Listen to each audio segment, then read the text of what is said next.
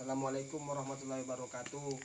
Nama saya Muhammad Zakaria, NIM 18020260047, kelas HPI B5.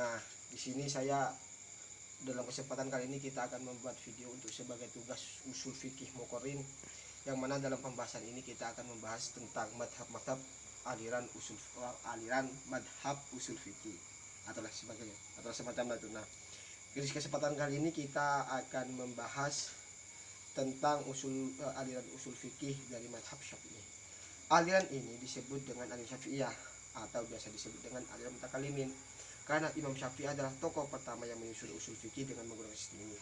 Disebut mutakalimin karena para pakar di bidang ini setelah Imam Syafi'i adalah dari kalangan mutakalimin, para ahli ilmu kalam. Misalnya Imam Al-Juwaini, Al-Qadi Abdul Jabbar, dan Al-Imam Ghazali.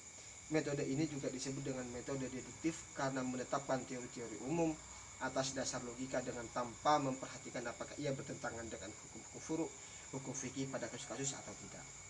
Aliran ini membangun usul fikih mereka secara teoris tanpa terpengaruh oleh masalah-masalah furu.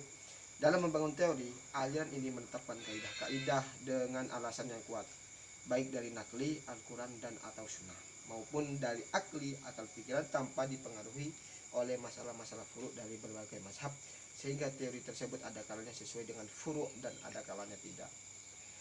Di antara ulama dalam aliran ini ada yang menyalahi Imam Syafi'i dalam pokok-pokok usul fikih, meskipun ia mengikuti cabang-cabangnya atau bermadhab dengan Imam Syafi'i. Sebagai contoh, Imam Syafi'i tidak menjadikan ijma' sukuti, kesepakatan ulama secara diam-diam, sebagai hujjah, akan tetapi Imam Al-Amidi sebagai pengikut madhab Syafi'i menjadikannya sebagai hujjah, sebagaimana dijelaskan dalam kitabnya, kitab beliau Al-Ihkam fi Ushulil Ahkam, juz 1 halaman 265. Beberapa ciri dari aliran ini antara lain adalah bahwa pembahasan usul fikih disajikan secara rasional, filosofis, teoritis tanpa disertai contoh, dan murni tanpa mengacu kepada madhab fikih tertentu yang sudah ada.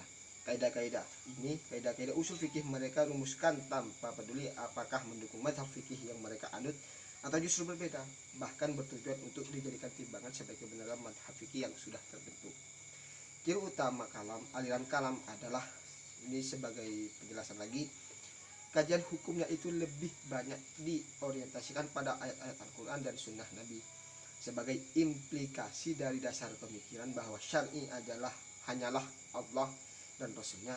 Tugas mujtahid menurut mereka bukan menciptakan hukum tetapi menemukan hukum yang telah dikemukakan oleh syar'i tersebut. Kemudian teori kajian hukumnya ini banyak diserap oleh para ulama yang berlatar belakang keilmuan kalam.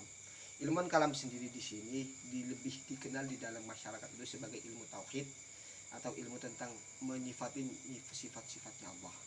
Nah, sedangkan dalam madhab Syafi'i ini, madhab Syafi'i dikenal sebagai seorang bapaknya usul fikih yang mempelopori adanya usul fikih dengan yang ada kitabnya itu dengan kitab Ar-Risalah. Jadi dijadikan bisa dapat diambil kesimpulan bahwa madhab Syafi'i adalah madhab aliran usul fikih tertua. Nah, karena tertua maka disempurnakan oleh murid-muridnya seperti yang saya sebutkan tadi, bahwa ada sedikit penyempurnaan bahkan sebagai pembandingan, dan bahkan lebih ekstremnya lagi adalah sebagai pembeda, sebagai menyalahi aturan-aturan yang sudah ada walaupun mengikuti cabang-cabang, seperti contoh tadi yang saya sebutkan tadi yang tentang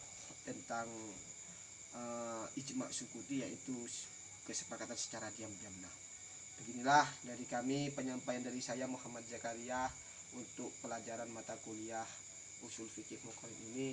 Semoga dan mudah-mudahan ada manfaatnya. Sekali lagi, jika ada keterbatasan dalam video ini, kemungkinan ada yang karena kami sendiri itu memang belum bisa menguasai secara detail tentang mengedit video, mohon maaf.